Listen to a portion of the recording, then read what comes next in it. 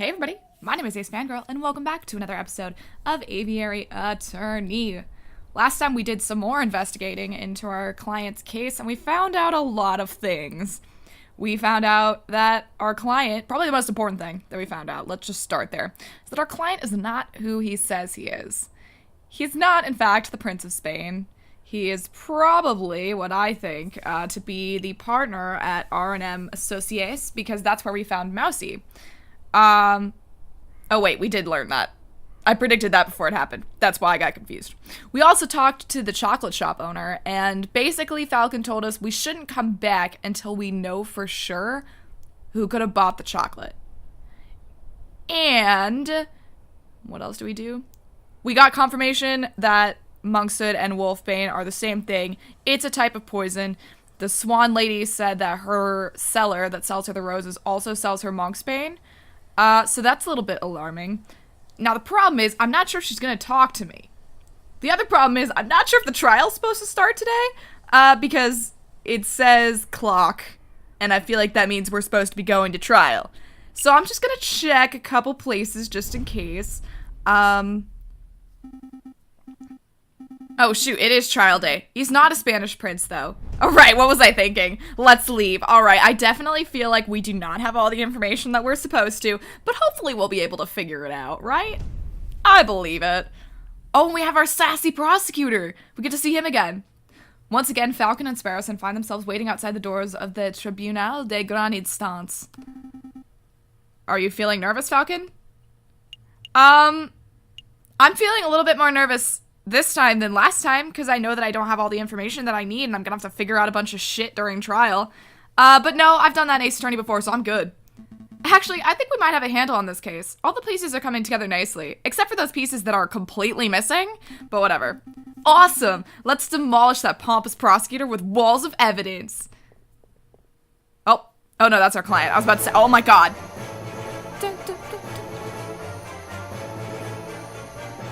His music is aggressively loud. I love it. Senor Falcon, I trust everything is in order. He has to put back on his Spanish act. Absolutely, I have every intention of bringing the truth to light in this trial. Ah, such confidence. That's magnificent to see. And bringing the truth to light, you say? An admirable goal? Whatever. No more jousting at imaginary giants. Is that a Don Quixote reference? All of you, cease your yammering. The door's opening. Here we go. Buena suerte, Senor Falcon. We will! That means good luck. Sparrowson. Okay, it's fine. We ready? We're ready. Let's go. We're going to court. Oh boy. I don't know if we're ready. Oh, there he is.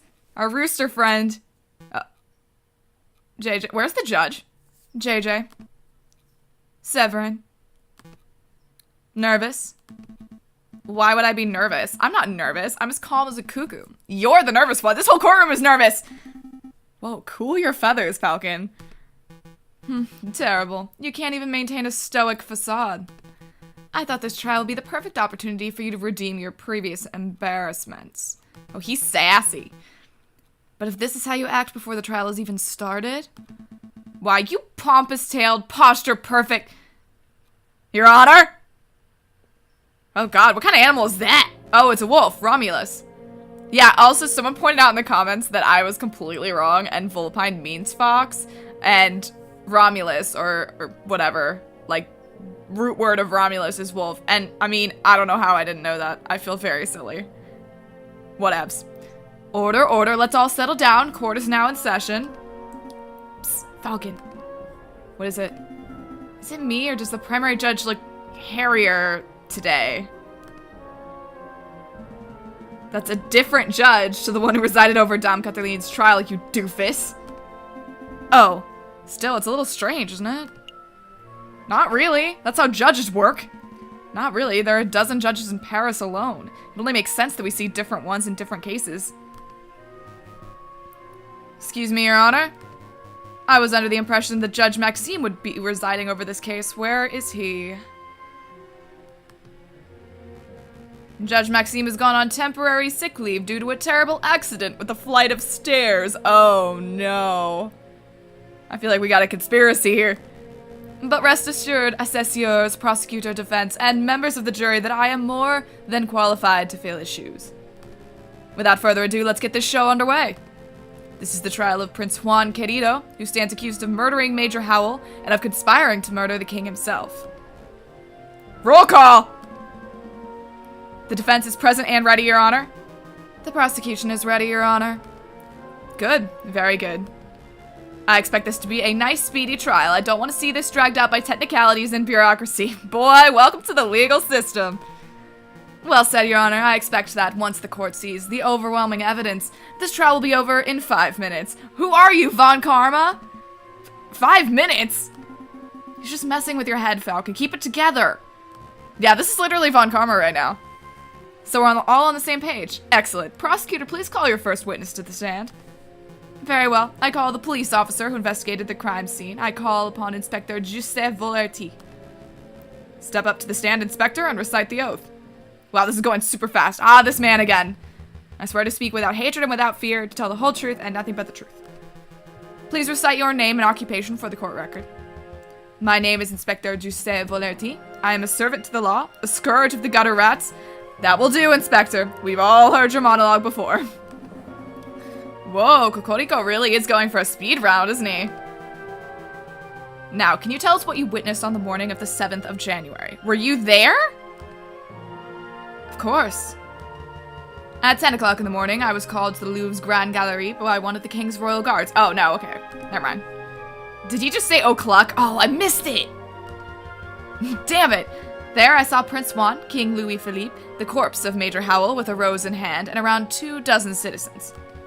The citizens and the king himself all attest to seeing Major Howell taking the rose from Prince Juan's hand and then promptly dropping dead. And what did the morgue uncover upon examination of the corpse? The coroner determined with absolute certainty that Major Howell died of poisoning. Aside from a prick upon the finger, there was no sign of external harm to Major Howell's body. Therefore, the poisoned rose must have been the cause of death. Putting the pieces together, that does seem very implicative, ooh, big word, of the prince. I have no further questions. Damn, I was hoping the coroner's report would determine if the guy died from a freak heart- oh, would determine that the guy died from a freak heart attack or something. That would make for a particularly speedy trial, wouldn't it? But no, we aren't so lucky. Something else must be amiss in the old bird's testimony. Right, I'll tear it apart! Your Honor, I wish to cross-examine the witness. Falcon, wasn't it? Don't waste the court's time. A high-ranking police officer would never lie on the witness stand. Your Honor, I am entitled to my cross-examination. I wouldn't accuse the inspector of lying. I just want to make sure that every base is properly covered. Ugh! This sounds like pointless nitpicking to me, but I'll allow it. For now. Oh, this guy, this is a conspiracy. This is grounds for a mistrial right here. Go on, Falcon, do your cross-examination. Why you gotta be so sassy? Calm down. It's like the statement. All right. I want to know 10 o'clock. I want to know about the poisoning. Inspector, you say the coroner determined with certainty that Major Howell was killed by poison. Correct. He stated the signs and symptoms were textbook. There's no possibility that his death is natural. What kind of poison was it? Did the coroner mention specifically what kind of poison it was? He was not certain. At first, the coroner posited that it was a plant-borne poison like that of the aconite flower. But when he learned how fast the poison had taken effect, he noted that this was atypical of aconite. Consequently, he suggested it may have been some newly engineered concoction. A newly engineered poison, you say? Well, that only reaffirms that this was a very deliberate assassination attempt. Indeed. Do you have another question? Yes, I want to know everything about the poison. Well, we kind of already know how they claim he was poisoned. I don't think I buy it, so I'm gonna ask. How exactly was Major Howell poisoned? What was the delivery mechanism? Okay, this is not what I wanted to ask. His finger was pricked by the poison rose. He even commented out loud about it 5 seconds before dying. All 22 citizens who witnessed the murder attested to seeing and hearing this. Is there any possibility that he was poisoned by something else? What an absurd thing to ask, JJ. You just heard that 22 people saw the victim prick his finger and die. What are you suggesting? That the pricked finger had no relation to the poisoning? I might be saying that, That's exactly what I'm saying. I don't doubt that Major Howell was poisoned, but I do doubt that the rose was the cause because it's just too fast. Unbelievable. Only a total buffoon could fail to draw the blatant link here. JJ, as tempting as it is to sit here and lecture you on the basics of cause and effect, I'll end this discussion painlessly. Inspector, please tell the defense that you found traces of poison on the thorns of the rose itself. Okay, see, you know, you could have included that. That should alleviate all doubts that the rose was in fact the poison delivery mechanism. Actually, I can't tell him that. Ha-ha! What? I dread to ask, but why not? We didn't check the rose for traces of poison. It just seemed obvious that the rose caused the poisoning, given the timing of the incident. Well then, now would be a good time to make a test. Here's a marvelous thought. We prick the finger of the defendant with the rose. Oh god. If there's no poison on the rose, then Prince Juan lives, and he's free to go. If the rose is poisoned, the prince dies. But that's okay, because the punishment would be just and fitting of the crime. Now this reminds me of the ending of case 3-1 with the cold medicine. I'm drawing so many Ace Attorney parallels here, I am sorry. A marvelous suggestion. What is this, a witch trial? This isn't America! No, American. Why? Just everything pokes fun at the American justice system, and probably for good reason. That's not how we do things here. That's true, the witch trials were going on at this point in time in America, though. Calm your feathers, JJ. It was clearly a joke. There are far more humane ways of testing for poison. I'm sure the inspector will perform his duty with due diligence. Actually, we won't be able to test the rose for poison at all. Why is that? Given the dangerous nature of the flower, it was destroyed by the police force. We burned it to ashes. Wow, you guys are stupid. Ugh, such unprofessionalism. If we have no way to know whether the rose was poisoned, then this whole trial ought to be called into question.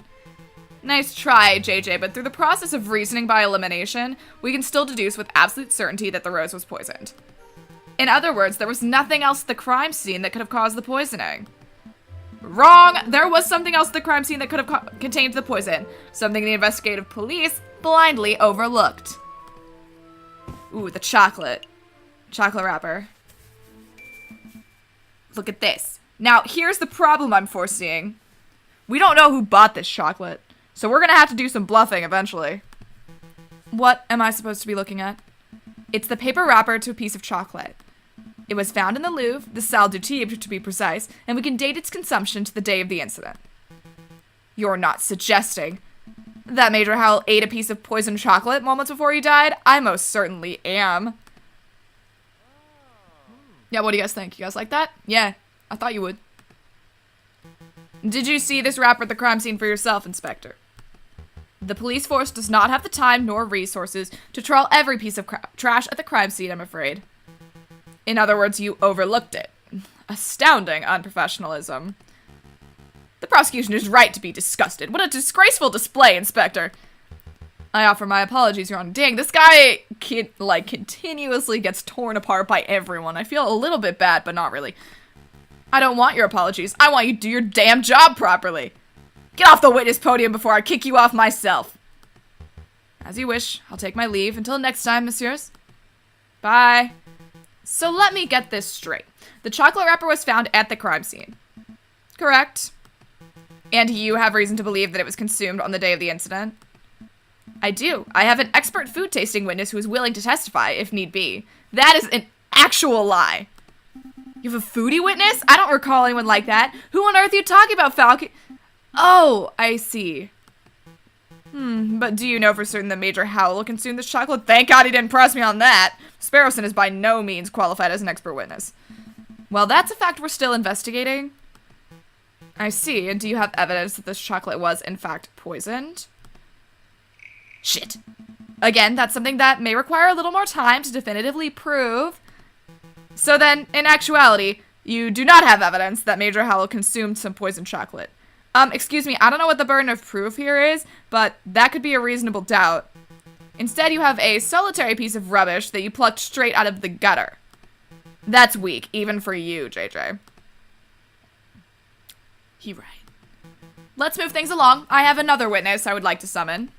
He's a man who claims to have had an excellent view of the people going in and out of the Louvre at the time of the incident. Oh, it's our boy! I call upon... Oh, no, it's not. He started working there yesterday. Never mind. I call upon Monsieur Toussaint Kingsley. Could the witness please approach the stand and recite the oath? Hello, hello, hello. Hello. Oh, write the oath. I swear to speak without hatred and without fear, to tell the whole truth and nothing but the truth. Please state your full name and occupation for the court record. My name is Toussaint Kingsley, and I am a person who fishes. He's a kingfisher. Oh my god, I love it. Ah, my phone. A person who fishes. So you are a fisherman. Oh, is that how it is? I thought the French justice system was better than this. I beg your pardon? Did you just gender him? Here comes Toussaint Kingsley, the kingfisher. Clearly, he must be a fisherman, because didn't you hear? All kingfishers are fishermen. Well, you are carrying a fishing rod. And can a man not carry a fishing rod, reel, and bait without being branded a fisherman? This guy's sassy, I like him. Look, the prosecutor's carrying a riding crop. Clearly, he must be a horse jockey. Wait, is he? Oh my god, he is! Wow, he's even more like a Von Karma. Can I call him Von Karma now? Oh, for pity's sake. Fine. We can list your occupation as person who fishes and not fisherman. Is that better? Like... Thank you. Actually, why do you carry a riding crop, Severin? I've never seen you ride a horse. I don't know, JJ. Why do you, a 30-something-year-old with no health problems, carry a cane? This is veering quite far off the course. Could the prosecution please get back to his questions? Of course, Your Honor. Mr. Kingsley, is it true that you were nearby the Louvre at the time of the incident? Yes, I was sitting upon a railing of the Pont des Arts. The Pont des Arts. That's that new bridge that's just a stone's throw from the Louvre's south entrance, correct? That's right. And what were you doing at the time of the incident? I was fishing. Pfft, kingfishers, am I right, Falcon? Oh my god. Racist. So you would have had plenty of opportunities to see the people who entered and exited the palace. Can you tell us who you saw? Well, the Louvre's a busy place. Naturally, I saw a lot of people. But at 9 a.m., I saw the king, Louis Philippe himself, enter the building. He was surrounded by his entourage, of course. Then, around 9:30 a.m., I saw this shifty-looking fox lurking around the entrance. Your Honor, I object to the witness's use of the term shifty-looking. It's a vague and biased description. No, really, he looked super shifty. I saw him rubbing his paws and cackling gleefully. And then I saw him take out a rose and carefully rub the stem. Rub the stem of a rose, you say, as if he were applying something to the flower, perhaps? Well, monsieur, I really shouldn't speculate. Of course, it was wrong of me to ask such a leading question. Haha, that is how you question your witnesses, except, we should have objected there. But yeah, it definitely looked like he was putting some sort of powder on the stem. Wow, even I wasn't expecting such a bold admission. Wink, wink. Members of the court, it sounds like what we have here is a direct witnessing of the defendant readying the murder weapon. The defense claims the rose was never poisoned, and yet here we have a man who saw the poison with his own eyes. I smell perjury. You do? No question. You saw a shifty-looking criminal readying poison and cackling near the scene of the crime? That's not believable at all. I think you might be right. I wonder if I have any evidence that calls Toussaint's story into doubt. Your Honor, I would like to cross-examine the witness. Really? This nonsense again? You just heard the witness directly describe your client readying poison on a rose. What is there to question? I'm just trying to uncover the truth, Your Honor. Ugh! Fine. Do your thing. Go on, Falcon. Go make a fool out of yourself. I like this judge. He's fun. Except he's mean to me, so that's not fun, but he's funny. I like him. Alright, so I think I know what I'm going for here. And I want to check our evidence. I know, because I'm not sure exactly where it says. Because he was in the garden. We found this page of his book. And so he was by the west entrance, not the south entrance. We don't know exactly when he dropped it, but... so I'm gonna do this one. Mr. Kingley, you claim that you saw a shifty-looking fox? Yep, super mega shifty. Are you sure that the fox was Prince Juan? All foxes are shifty-looking. Let's not do that. There must be at least 100 foxes in Paris. How do you know that the fox you saw was Prince Juan? Well, he was wearing a suave hat that hanged low over his eyes. I hear that's how they wear them in Spain. And I'm not much of a fashion expert, but the rest of his outfit looked quite out of place for the French winter. Is that all you're going by? His fashion sense? Oh, I nearly forgot. I heard him call a passerby senor. I thought that was peculiar. Well, that's him, alright. Do you have another question? No, I guess not about this. This isn't gonna get me where I want. I'm gonna ask about the bridge, I guess. Mr. Kingley, you said that you were sitting upon the railings of the Pont des Arts on the morning of the incident. Yep. What entrances can you see? Here we go, this is it. What entrances can you see? Mr. Kingley, you had a good view of the Louvre's south entrance, didn't you? Right there, yeah. Yep, the Pont des Arts is a great vantage point for seeing the Grand Gallery's south side. What about the other entrances? The other entrances? You mean, like, if you were entering from the Tuileries Gardens or the Place du Carrousel? No, I couldn't possibly see those areas from the bridge. But of course, that isn't relevant.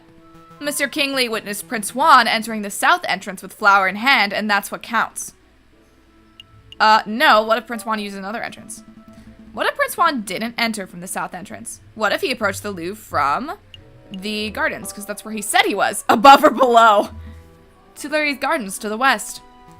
That's a big what if. Do you have any evidence that Prince Juan entered the Louvre from the Tuileries Gardens? I do. As a matter of fact, yes, I do. I have definitive proof that Prince Juan approached from the west, not the south. Hey, I know what I saw, monsieur.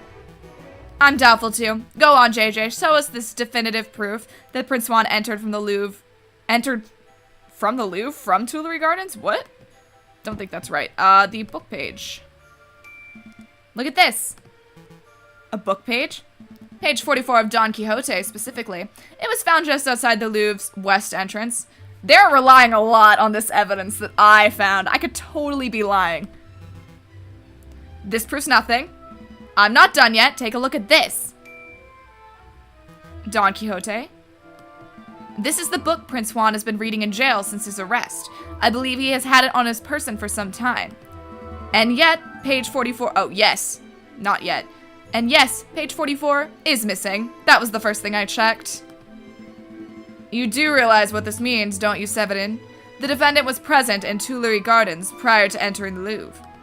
This also means that in all likelihood, the defendant entered the Louvre from the west entrance, not the south.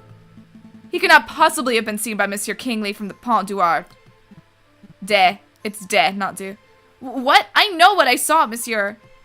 A fine theory, Falcon, but maybe the defendant took the long way around. One can still travel from the Tuileries to the Louvre's south entrance by walking along the river. An extra 2 kilometers of walking just to enjoy the pre-murder scenery? Let's not say silly things, Cocorico. Okay, maybe the defendant deliberately left the page there to mislead the investigation. Now you're the one who's blindly speculating. It's not blind speculation, it's a viable hypothesis. You're fond of logic, aren't you, Cocorico? Let's talk about Occam's razor. It's a good one. When torn between 2 seemingly equal hypotheses, we must side with the one that imposes the fewest assumptions. Yay! Which of these theories takes fewer assumptions? 1. The page from Prince Juan's book fell out on his way to the Louvre's south entrance. 2. Prince Juan deliberately planted the page... Wait. That should have been west entrance in that sentence. Prince Juan deliberately planted the page on the off chance that it would be discovered. Then he took the long way around. How dare you! The nerve of you to lecture me on such basic philosophical concepts! I'll stop lecturing you when you stop making such basic mistakes. Oh, snap. Monsieur Falcon, please calm yourself. What is the point of all this yammering? The ultimate point is that Toussaint's testimony is fabricated, made up, utter fiction. No, everything I've said is the truth. I suspect that the witness isn't even a fisherman. I'm not a fisherman. See? He admits it himself. That was clever. That's not what I meant. Haha! Innocent. What a twist! You gained a little favor. Woohoo! Prosecutor, you have something that will put this arrogant falcon in his place, don't you? I must concede. You concede? On this point, at least, Falcon's evidence strongly suggests that the key component of Monsieur Kingley's testimony is false. Oh, no! This doesn't mean that Prince Juan is innocent, of course. All Falcon has demonstrated is that this particular witness is unreliable. But I did see something, I really did. See, I believe him. I think someone's trying to frame Prince Juan. Alright, so maybe I didn't exactly see a shifty-looking fox. I made that part of the story up. Alright, never mind. But I did see a swan looking around the south entrance on the morning of the murder. Oh, crap. A swan. Do shut up, witness. Your word is mud at this point. How can we possibly trust anything you have to say? Your Honor, Judge Romulus, we're out of time. We're 10 minutes overdue to start on the Hare v. Tortoise trial. Oh, I want to go to that trial. It's that late already? Curses. I was hoping we could have the case wrapped up in a single trial session. Oh, so we are going to go more than one day. Good, because I definitely don't know everything. It is a shame, but ultimately an accurate sentencing is always preferable to a speedy sentencing. Yes, alright, I don't need to hear your moralizing. Court will resume this Friday, the 21st of January at 9 o'clock. Don't be late. Prosecutor, do your damn job. Get the stupid fox conviction already. I will do my best to ensure that justice is served, Your Honor.